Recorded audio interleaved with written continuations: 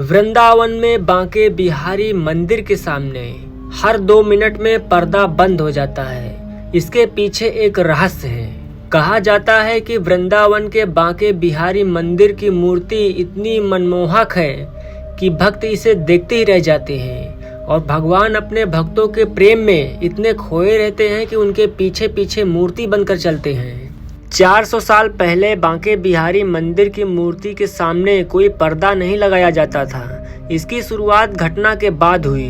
तो इस वीडियो में आपको सारी जानकारी मिलेगी, तो वीडियो को लाइक कर दें और चैनल को सब्सक्राइब कर दें। जन्माष्टमी के दिन कृष्ण भक्त ब्रजभूमि मंदिर जाते हैं और कृष्ण महोत्सव का आनंद लेते हैं। अगर आप भी जन्माष्टमी पर मथुरा वृंदावन जाने का प्लान बना रहे हैं तो आपको वृंदावन के बांके बिहारी मंदिर के दर्शन जरूर करने चाहिए। वृंदावन के बांके बिहारी मंदिर के बारे में एक कहानी है।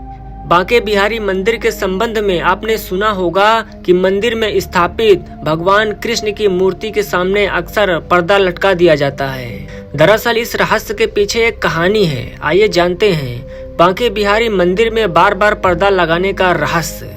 यह घटना 400 साल पहले की है, जब एक बुजुर्ग महिला बांके बिहारी मंदिर में दर्शन करने आई।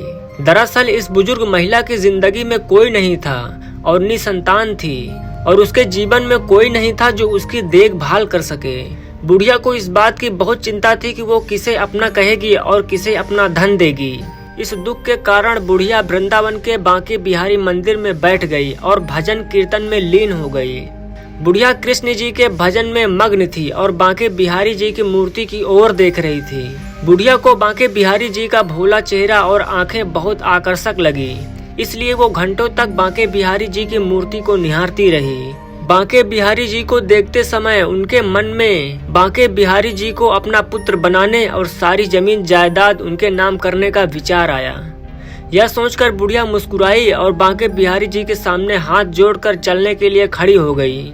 लेकिन जैसे ही बुढ़िया जाने के लिए खड़ी हुई तो चमत्कार हो गया। बांके बिहारी जी अपना स्थान छोड़कर अपनी आराध्य रूपी बुढ़िया के पीछे चल दिए। जब मंदिर के पुजारियों ने बांके बिहारी जी को इस वृद्ध महिला का पीछा करते देखा तो उन्होंने हाथ जोड़कर उस वृद्ध महिला से इसका कारण पूछा। तब बुढ़िया ने अपनी सारी कहानी बताई। जब मंदिर के पुजारी ने ये कहानी सुनी तो उसे एहसास हुआ कि बुढ़िया के प्रेम और भक्ति ने बांके बिहारी जी का दिल जीत लिया है। बांके बिहारी जी उस बुढ़िया के पीछे बच्चे की भांति चल पड़े। यह देखकर पुजारियों ने बांके बिहारी जी के सामने हाथ जोड़ दिए और प्रार्थना करने लगे कि वे मंदिर में अपने स्थान पर लौट आएं। परंतु ऐसा प्रतीत होता है कि बांके बिहारी जी उस वृद्धा की बात मानने पर अड़े हुए थे।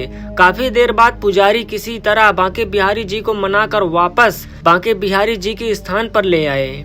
इस दैवीय घटना ने एक बार फिर साबित कर दिया कि भगवान को भावनाओं के अलावा और कुछ नहीं चाहिए। यही कारण है कि वृंदावन के बांके बिहारी जी की मूर्ति के सामने 2 मिनट में पर्दा लगाया जाता है कि कहीं बांके बिहारी जी किसी के प्रेम और भक्ति भाव में डूब के उनके साथ न चले जाएं।